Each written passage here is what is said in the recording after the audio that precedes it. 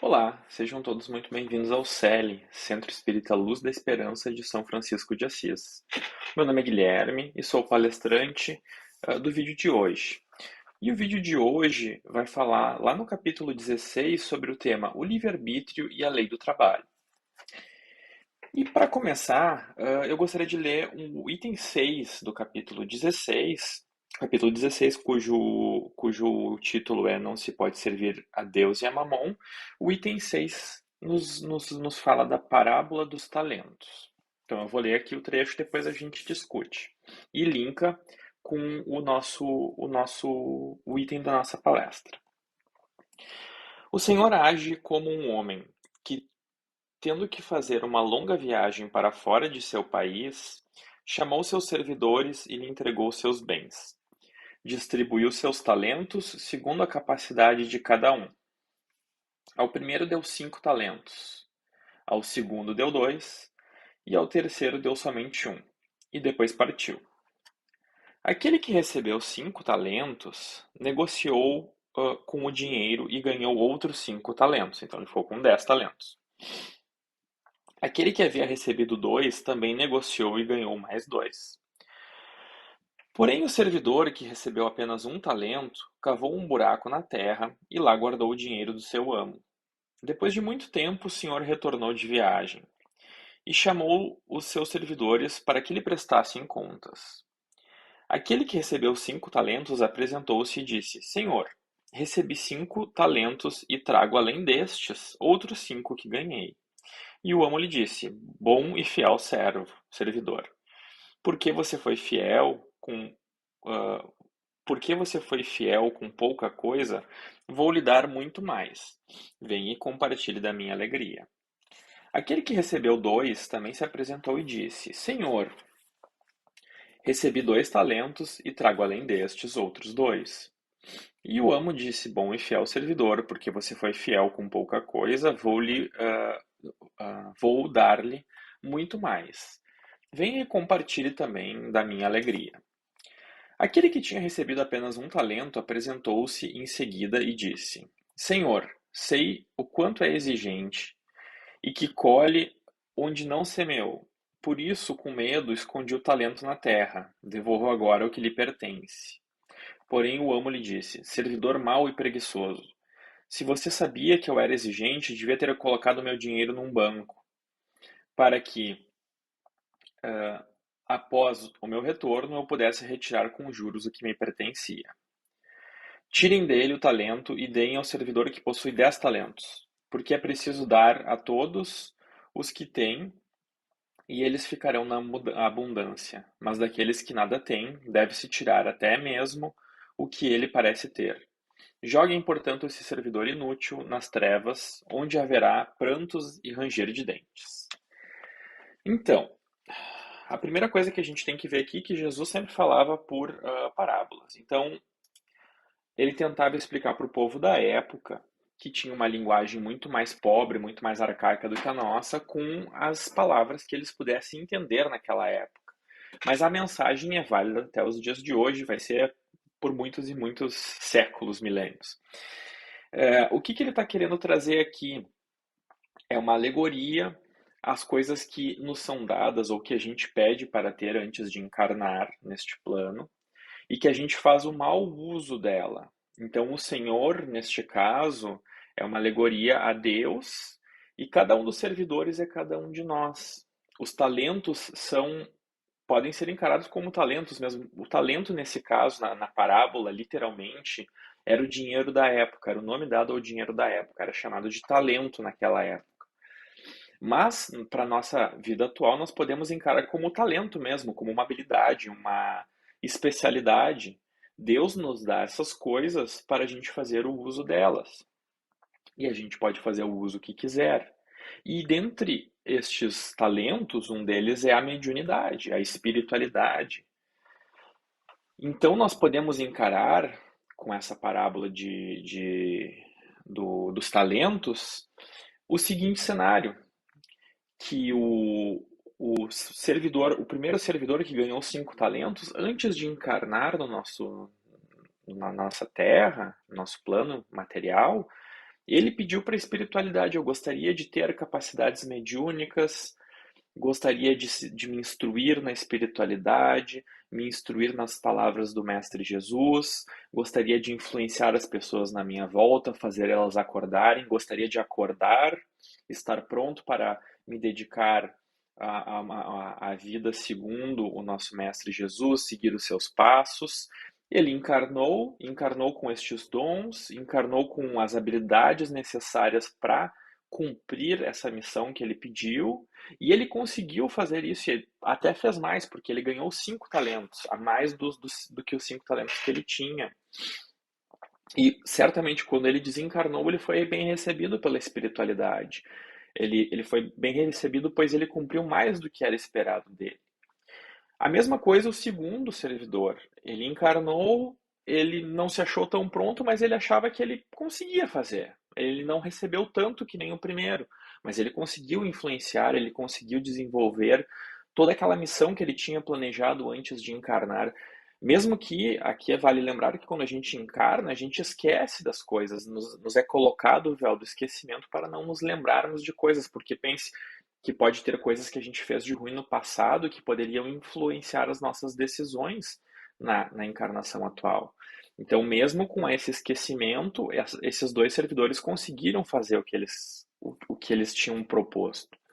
Já o terceiro, ele pediu e ele recebeu, ele encarnou com essas habilidades. Porém, ele deixou essas habilidades durante a vida inteira atrofiadas lá num cantinho, sem utilizar por N motivos, por medo de julgamento, por não entender, por não correr atrás, por não se instruir. Mas ele tomou essas decisões de não fazer nada. Foi o livre-arbítrio dele. E aí aqui a gente entra no título da nossa palestra, que é o livre-arbítrio e a lei do trabalho. Então, este terceiro servidor recebeu as ferramentas necessárias para cumprir a sua missão de vida, mas ele, por fazer o uso do seu livre-arbítrio, não utilizou dessas ferramentas. Aqui eu estou usando a espiritualidade, a mediunidade como exemplo, mas poderia ser qualquer outra coisa. Daqui a pouco ele encarnou em uma família abastada, com muito dinheiro, a fim de que ele pudesse contribuir com órgãos que pudessem ajudar aos necessitados, ou algum órgão que ajudasse os animais, e por isso ele encarnou numa família que tinha bastante dinheiro para poder utilizar desse dinheiro para equipar instituições para fazer esses amparos. Aqui a gente pode notar que não é simplesmente ter a mediunidade desenvolvida para ser uma pessoa boa. Para ser uma pessoa boa, a gente pode usar a criatividade, todos os meios que a gente tem ao nosso dispor. Mas este terceiro servidor não quis utilizar por N motivos, por quaisquer motivos que sejam, mas ele utilizou do seu livre-arbítrio para não usar as ferramentas para cumprir o propósito que ele se prestou a fazer aqui na Terra. E quando ele retorna, né, depois de desencarnar para a espiritualidade, não que o Senhor vai ficar brabo e vai castigá-lo, isso não existe. A gente sabe que Deus é infinitamente justo e bom. Deus não castiga ninguém, nós nos castigamos. Ou seja, nos castigamos no sentido de nós vemos que nós tomamos ciência de que nós não cumprimos a nossa tarefa, e por causa disso nós temos que repetir de ano na escola, digamos assim. Nós vamos ter que voltar aqui para cumprir o que nós nos propusemos a isso. E aí a gente vai ficar reencarnando até que a gente consiga cumprir aquilo ali. É uma coisa que as pessoas que estão mais com a consciência mais aberta sabem que elas são as responsáveis pelo próprio futuro. As outras pessoas vão dizer que foi um obsessor, que foi isso, que foi aquilo, mas no fundo são as próprias pessoas que se impõem essa cobrança. E desencarnando, o terceiro servidor vai ver que ele não empregou o uso das ferramentas que a espiritualidade e Deus deu para ele. E ele vai ter que reencarnar aqui para cumprir de novo. E vai encarnar de novo, até o momento que ele se dá conta e utiliza o seu livre-arbítrio para cumprir a sua função.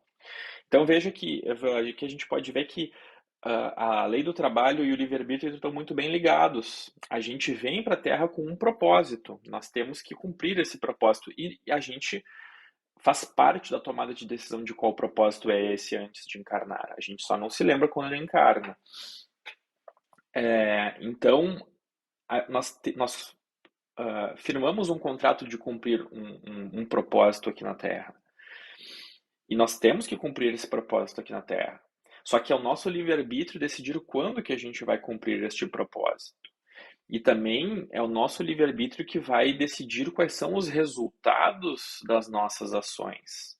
Então, se eu decido fazer algo, eu não posso ficar bravo porque o resultado foi o que aconteceu, porque o universo reage de uma maneira lógica, de uma maneira justa. Então, digamos que se eu saio na rua e chuto uma pedra, eu não posso ficar bravo porque o meu pé está doendo porque eu chutei a pedra. Foi minha decisão chutar a pedra, eu sabia que a pedra era dura e eu sabia que ia machucar o meu pé, porque eu não estava com um sapato ou alguma coisa do gênero. Então eu não posso ficar toda vez que eu chutar a pedra, ficar bravo porque o meu pé está doendo. Foi a minha decisão de chutar a pedra. Então, essa é a principal ensinamento que eu vejo tanto dessa parábola quanto do nosso item aqui da nossa palestra. Quantas vezes nós nos colocamos em posição de vítima com as situações que acontecem na nossa volta, sem analisar o porquê que aquilo ali aconteceu, o que que o universo está querendo me dizer com esse resultado que aconteceu. Será que eu não usei do meu livre-arbítrio para não usar todas as ferramentas que estavam no meu alcance para tomar a decisão ou a ação correta? Muitas vezes é muito mais prático a gente ficar se encolher num canto e começar a brigar com o universo, chorar, xingar, em vez de analisarmos o que que realmente o universo está querendo nos dizer com aquele resultado. E tomar como aprendizado, ok, ocorreu, foi ruim, não gostei do que aconteceu, eu chutei a pedra, meu pé doeu, meu pé tá inchado, tive que usar um gesso porque quebrou o pé. E em vez de ficar brigando e dali um ano ir lá chutar pedra de novo, tomar aquilo como uma lição de que, ok, a pedra é dura, a pedra machuca, se eu quiser chutar a pedra de novo, vou ter que ter um sapato bem reforçado para não me machucar, para não quebrar o pé, para no futuro não cometermos as mesmas ações que nos levaram a isso. E aí, assim, nós vamos acabar virando o primeiro ou o segundo servidor, pois a gente vai estar cumprindo o nosso propósito de vida, nossa missão aqui na Terra, porque todos nós encarnamos aqui, primeiro com o propósito de sermos felizes e segundo com o propósito de nos instruirmos e evoluirmos, cumprindo a nossa missão que nós decidimos lá em cima.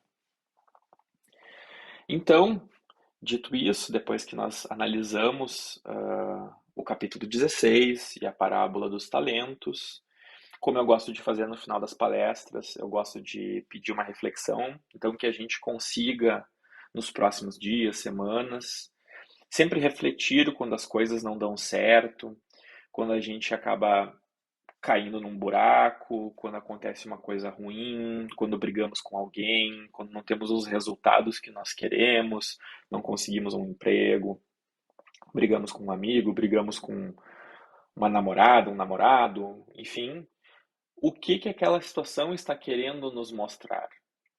Será que eu usei o meu livre-arbítrio da maneira mais correta possível? Será que eu usei o meu livre-arbítrio para cumprir a missão? Ou será que eu simplesmente usei o livre-arbítrio como uma fuga ou para deixar aquilo ali de lado? Isso vai nos dar um norte nos nossos próximos dias. No começo vai ser um pouco mais mecânico, mas depois a gente vai automatizar isso e vai melhorar a nossa vida, pois a gente vai estar digamos assim, com a direção nas nossas mãos do carro. Pois a gente não vai simplesmente nos colocarmos em papel de vítima e de pobrezinho, ai meu Deus, por que isso aconteceu comigo? E sim, a gente vai ter noção de que, ok, nós tomamos a decisão de ir pela estrada da esquerda e por isso nós nos perdemos. Então vamos pegar o carro e a gente vai saber que na próxima vez a gente tem que virar para a direita. Isso vai nos dar um norte. Então, o meu convite é para que todos nós, que a gente consiga sempre analisar esse tipo de coisas ruins que acontecem na nossa vida, que não são o ideal para nós, refletir e tomar isso como lições de como fazer diferente, o que a gente poderia ter feito ao invés disso, né? E que tenhamos todos uma ótima semana, que seja uma semana muito iluminada, muito abençoada para nós, que estejamos em paz e que sempre seguemos os passos do nosso Mestre. Sempre que nós estivermos em dúvidas, a gente pense, se o nosso Mestre Jesus estivesse aqui, como ele faria uso do seu livre-arbítrio? Esse é Essa é a reflexão que eu deixo para o final da nossa palestra. Muito obrigado pela atenção de todos e fiquem com Deus.